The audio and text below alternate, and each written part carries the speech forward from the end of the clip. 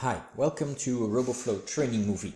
In this training movie, I'm going to show you how to copy records from one catalog to another, and also if the asset is available, copy the asset to a target folder and assign it to the copied record. I created a hot collection workflow, and in the hot collection workflow, by default, you have a catalog, the source catalog. You can set a query, or if you leave the query value empty, it will process all records. And then optionally, you could also work with a Roboflow trigger, which would then be triggered based on something that happens on a record in the Cumulus Catalog. In this case, we're just, as an example, just set ID smaller than 150, so I know that I get about 20 to 30 records, so a quick test.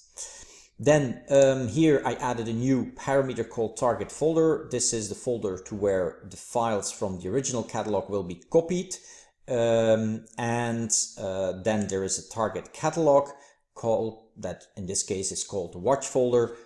Here you specified the name of the target folder. Also important is that I defined an asset handling set. This asset handling set must have the necessary modules enabled. If, for instance, this catalog is using the vault, then make sure the vault is enabled.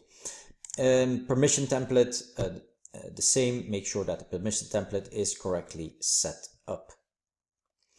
The workflow itself, it starts by testing if it's the first item of the loop. If so, then it will open a catalog, the target catalog. It does not need to open the other catalog because that is the standard functionality of a hot collection workflow, to open a catalog and do a query and do something with the records. So we only need to open here the target catalog. We prefix the name of the target catalog with the word global so that it persists across all records. Otherwise it would just exist in this one loop of the record. Then the catalog is created. I'm creating the target folder. At this point, this is a static target folder, but the path could also contain dynamic elements like a record field value or a category or etc. to reconstruct a path structure maybe in the output folder. That's why I'm creating the folder not only for the first record, but for each record, because it could be dynamic. Then I do an instruction copy move record where I use my permission template that I defined in the parameters. I'm selecting the record, the hot record, the target folder, and I say copy, not move. In this scenario, I wanted to keep the original record, so we do a copy. Maybe if you do an archiving workflow, it could be that from a production environment, you're moving the record to a final catalog. Then you would choose move here. And I give the copied record a name called copied record. Next thing I do is I test if from the hot record, if the asset is available, because if the asset is available, if so, we will need to copy the asset. Where do I copy the asset to? Well, to the target folder, which I created here in this instruction. So it's using that object to store it. What record? Make sure not to make the mistake here to say the copied record. It's the hot record that you need to use. Then I'm using the asset handling set. I don't need to set the target file name if the file name is unchanged, and I store this object under copied file. Then I'm setting this file to the asset reference of the copied record using asset handling set and permission template, and I call that the update. And I update the record accordingly to make sure that the vault asset reference is gone and that it picks up the new folder path in the record information, which will also create correct categories, etc., etc.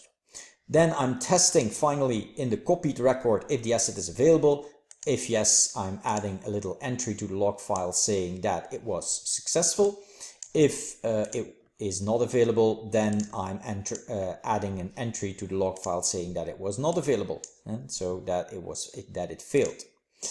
Then coming back to this if test where I was testing if the asset was available. If the asset Is the asset not available? Then I'm just writing in the log that the record was copied, but there is no file available to move over.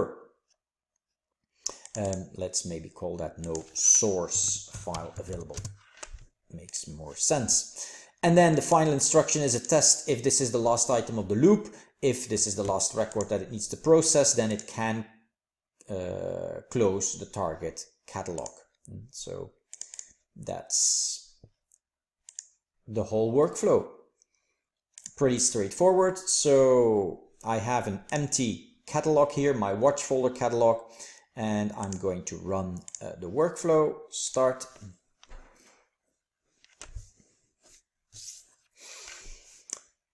And it's running. I can check in the log and I can see that it finds a file called illustration. It has found 20 records in the sample catalog, and it's now it has copied the record. Then it goes to the file. Then it says that the file is copied and assigned to the new record. So all is good, and it goes to the next, and then if I refresh, let's see how far he's gotten. All the way to the end, and I don't see any failed messages, so everything was successful. So we should have 20 records in this catalog, as you can see, and in the information window of the record I can see that the asset reference points to the folder on the disk instead of the vault, which was maybe the case in the original. For this workflow it doesn't matter, it just catalogs copies the file to a folder and then catalogs it. So a very simple, very straightforward workflow. So if you have any more questions or changes, let me know.